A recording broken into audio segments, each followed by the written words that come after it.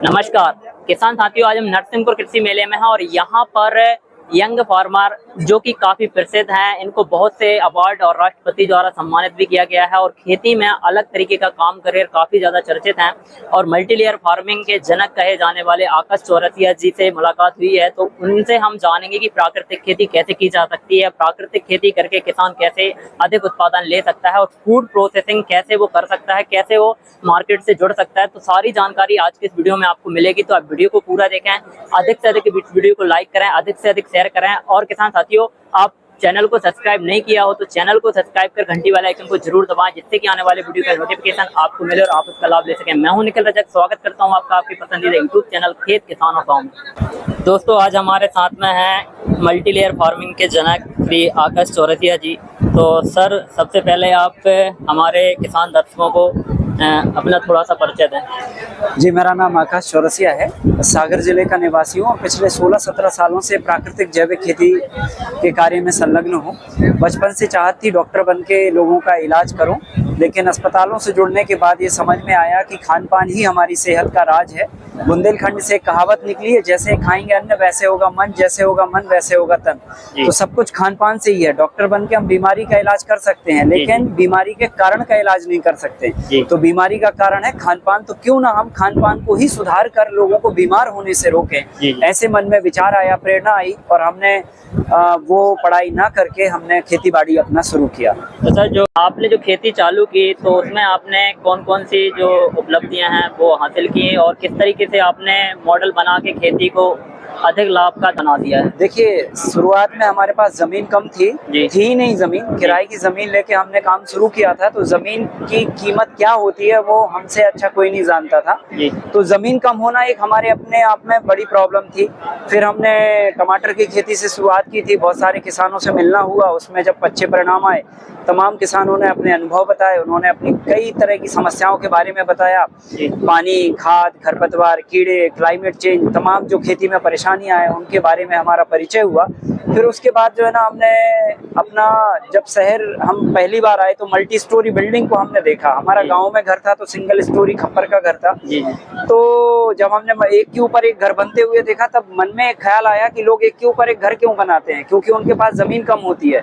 हमारे पास भी जमीन कम है, तो क्या हम एक के ऊपर एक फसल उगा सकते हैं? तो कैसे? तो हमारा पान का अपना पैतृक नॉलेज, किसानों की कई तरह की समस्याएं और मल्टी स्टोरी बिल्डिंग के कॉन्सेप्ट को मिलाकर हमने जो है ना इस पद्धति को तैयार किया और इसका हमने नाम दिया मल्टी लेयर कृषि।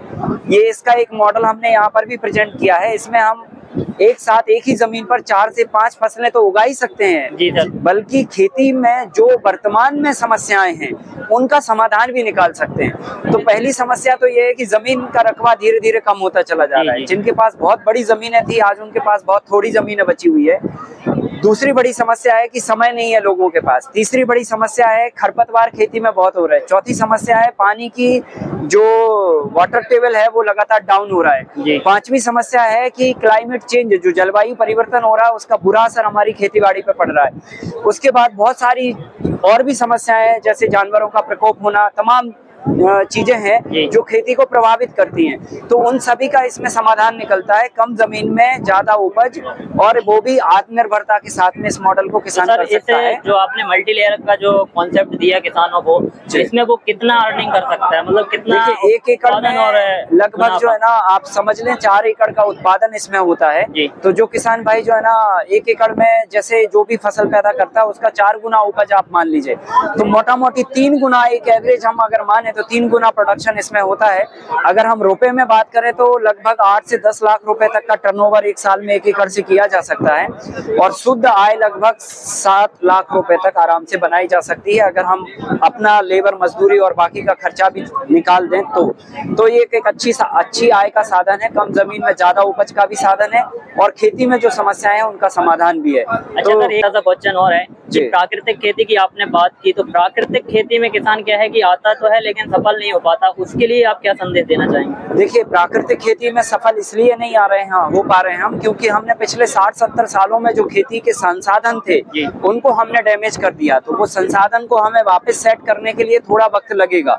जैसे अगर किसी का घर टूट जाए तो उसे वापस घर बनाने में बहुत वक्त लगता है, तो वैसे ही कुछ हमारा भी, हमारी जो एक व्यवस्था बनी हुई थी, बायोडायवर्सिटी थी, चिड़िया, मधुमक्खी, भौरे, तितली, पेड़ पौधे, गाय, सेटअप पूरा था हमारे पास प्राकृतिक खेती का। देसी बीज थे, सब कुछ था, कुओं में पानी था, सब कुछ था। आज कुओं में पानी खत्म हो गया, बायोडायवर्सिटी खत्म हो गई, मधुमक्खी, चिड़िया, भौरे, तितली खत्म हो गए, खेतों से पेड़ गायब हो गए, खेतों से गाय नहीं बची, गोबर नहीं है। हम एक ऐसी स्थिति में खड़े हुए हैं, सड़क पर खड़े हुए हैं हम। अब हमें वापस अगर हमें अपनी एक अच्छी व्यवस्था सेट करनी तो थोड़ा तो समय लगेगा, लेकिन सत्य यही है, आज से अगर हम शुरू करेंगे तो हम अपने रहते हुए जितना कर लें अच्छा है, बाकी आने वाली पीढ़ियों के लिए हम एक सेटअप छोड़ के जाएं ताकि वो एक अच्छे वातावरण में अपनी जिंदगी जिए, अच्छा अन्न खा के वो बीमार ना हो। तो सर हमारे किसान भाइयों को आप एक जी कुछ ऐसे पॉइंट्स दे दें जो कि वो प्राकृतिक खेती स्टार्ट करके और सफलता की ओर जा सके। देखिए, मेरा सभी किसान भाइयों से निवेदन ये है कि वो प्राकृतिक खेती को सत्यता मानते हुए इस काम को शुरू करें, और यही भविष्य भी है और ये वर्तमान भी है। तो इसमें उत्पादकता की सबसे बड़ी चिंता किसान को होती है, तो वो देसी बीजों का इस्तेमाल करे। और दूसरा, मिट्टी को ताकतवर बनाने के लिए कुछ उपाय हैं, वो उनको करना होगा। जैसे कि पहला तो आप वो कोई भी जमीन हो, पहले उसका उपचार करें। वो 100 किलो चूना पाउडर, 50 किलो नीम का पाउडर डाल के खेत को 15 दिन जुताई करके छोड़ दें, तो इससे खेत में जो पैथोजन हानिकारक बैक्टीरिया है वो नष्ट होंगे। फिर इसके बाद वो चाहे तो एक बार ढेंचे की फसल लगा दे और लगभग 40 दिन के लिए फिर वापस खेत छोड़ दे, तो ढेंचे की फसल लगभग 3 से 4 फीट की होगी, और उसे आप रोटावेटर चला के खेत में जोत दीजिए। 15 दिन तक आप उसे पड़ा रहने दीजिए, एक बार वेस्ट डिकम्पोजर डाल दीजिए, और फिर 15 दिन बाद आप गोबर की खाद डाल के आप खेती करिए। तो इससे लगभग 50 से 60% जो है ना उत्पादकता आपकी पहले साल मिल जाएगी। और अगर आपने पहले साल इसमें डीएपी का विकल्प जो हम लोग बनाते हैं, फास्फो कंपोस्ट जिसे बोलते हैं, वो अगर डाल दिया, नाइट्रोजन का विकल्प डाल दिया और जैविक पोटास का विकल्प डाल दिया, तो पहले साल से ही आप जो रसायन में उत्पादन ले रहे हैं वही जैविक में आपको मिलने लग जाएगा। तो इस तरीके से 2-3 उपाय करके हम धीरे धीरे शुरू करें तो 1-2 साल के अंदर हमारे खेत भी सुधर जाएंगे और उत्पादकता भी सुधर जाएगी। और खेती जब हम प्राकृतिक करें तो केवल हम फसल पर निर्भर ना रहें, फसल के अवशिष्ट से भी हम पैसे कमाएं, फसल का जो भी और रॉ मटेरियल या कच्चा माल होता है उससे भी हम पैसे कमाएं, और साथ में हम विविधता के साथ में खेती करें। जैसे हम मधुमक्खी पालन भी साथ में जोड़ें, फिर हम गौपालन भी साथ में जोड़ें, है ना, फिर उसकी प्रोसेसिंग आइटम भी हम बनाएं। तो इस तरीके से हम एक किराने की दुकान जैसा अगर सेटअप तैयार करें तो हम पहले साल से ही प्राकृतिक खेती में एक अच्छा उत्पादन ले सकते हैं और उत्पादन के साथ में एक अच्छी आय भी ले सकते हैं। सर अभी आपके पास में किस तरीके के जो देसी बीज का आप एक वो चला रहे हैं बीज बैंक की तरह, तो आप कौन कौन से देसी बीज? देखिए, देसी बीज हमारा एक अभियान है जिसमें हम परंपरागत विलुप्त हो रही नस्लों की प्रजातियों को संग्रह करके और किसानों तक उनके बीज उपलब्ध करवाते हैं और किसानों को देसी बीज बनाना भी सिखाते हैं।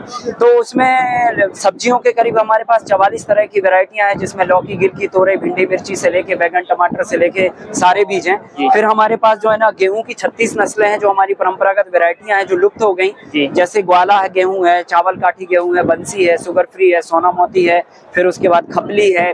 ऐसी तमाम जो वैरायटियां हैं वो भी हम संरक्षित कर रहे हैं। फिर मिलेट्स में हमारे पास श्री धान्य मिलेट्स की 12 वैरायटियां हैं, जिसमें कोदो, कुटकी से लेके रागी, मड़ुआ से लेके सभी तरह की ये वैरायटियां हैं। फिर उसके बाद हमारे दालों में मूंग से लेके उड़द, चना से लेके मसूर से लेके सारी दालों की सीड्स हैं। तो ऐसी तमाम तरह की वैरायटियों को मिला के सब मिला के 200 से भी ज्यादा भारतीय नस्ल के देसी बीजों का हमने संरक्षण किया है, उनका बीज बैंक बनाया है। और उन बीज बैंक से हम किसानों को बीज देते हैं और उनको सलाह देते हैं कि आप खुद बीज बनाओ ताकि बीज का पैसा आपका बाजार जाने से। और सर आप अपने जो फार्म है वहाँ पर प्रशिक्षण का जो प्रोग्राम चलाते हैं, तो उसके बारे में भी हमारे किसान भाइयों को जानकारी दें। देखिए, जो किसान भाई प्रैक्टिकली जो बातें मैंने अभी यहाँ पर कही है, अगर वो प्रैक्टिकली वो देखना चाहता है, जजमेंट करना चाहता है, विश्वास अपने आप में लाना चाहता है, तो खेती सुनने से नहीं आती, ना पढ़ने से आती है, और ना ही किसी के बोलने से आती है। आप उसको जब तक प्रैक्टिकली देखेंगे नहीं, उससे जुड़ेंगे नहीं, तब तक समझ में नहीं आएगी। तो उसके लिए हमने एक व्यवस्था कर रखी है, 7 दिन का एक कोर्स बनाया है।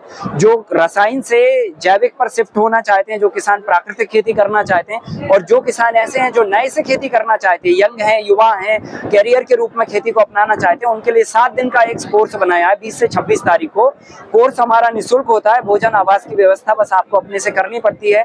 और 7 दिन के कोर्स में हम मिट्टी के उपचार से लेके और मार्केटिंग तक की व्यवस्था का पूरा ढांचा किसान को समझाते हैं और प्रैक्टिकली उनको प्रशिक्षण देते हैं। 2 दिन का भी एक कोर्स है जो 27 और 28 तारीख को हर महीने होता है, तो किसान भाई उसमें भी अपना आ सकता है। सर एक छोटा सा क्वेश्चन और है कि आप और कौन कौन से उत्पाद बना रहे हैं और ग्राहकों तक पहुंचा रहे हैं? देखिए, तमाम तरह के जो हमारे उत्पादन है, जो हम कृषि उत्पादन जिसे हम बोलते हैं, जो रॉ मटेरियल या कच्चा माल बोलते हैं, उसे हमें किसान को प्रोसेस करना होगा, माने वैल्यू एडिशन करना होगा। क्योंकि बाजार जो है ना कच्चा माल नहीं लेता है, बाजार जो है ना प्रोसेस्ड आइटम लेता है।